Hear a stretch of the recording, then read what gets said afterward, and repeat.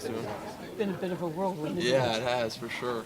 Yeah. What's the whole process been like for you the last hours and days? Yeah, I think starting from the draft on Friday, I think it was just a surreal moment just to hear my name get called and kind of just see my family's reaction, go up there and meet the commissioner. It's always been a dream of mine, and then coming here and checking everything out. I think I'm super blessed to be able to be part of such a great organization and meeting everyone. It's always been a dream to play in the NHL and get selected in the draft, so it was a dream come true.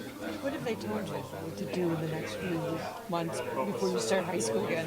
Yeah, I think we're kind of just getting into it. I think obviously we're in the introduction phase and learning everybody's names and kind of get to know everyone. So I think they'll have a better plan for me after, I guess, development camp ends. So I think the biggest thing right now is they just want me to come a better person through this whole process. I think that's one of the cool things about it, and how they do things is they really value the individual and the person behind the scenes. So I think that's pretty cool.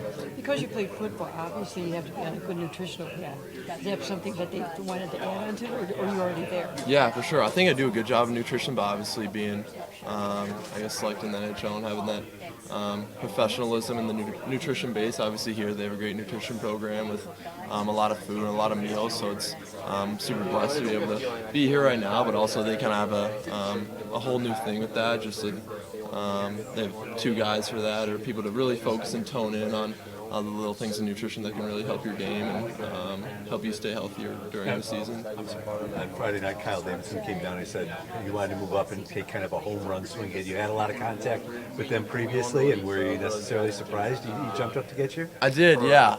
Right when they traded up, maybe I had a little bit of a gut feeling. I've always liked Chicago, especially after the combine. I think we had a really good relationship, and going into the draft, I was excited to see where I was going to go. Obviously, it's a dream come true. I've always loved Chicago. It's always been my favorite team. I have a lot of family from here, so yeah, it's been super cool, and for sure, I think Chicago Blackhawks were one of my favorite teams coming into it. What kind of family connections did you have? Yeah, my dad grew up in Decatur, Illinois, and then I have an uncle here, and then a couple cousins. So yeah.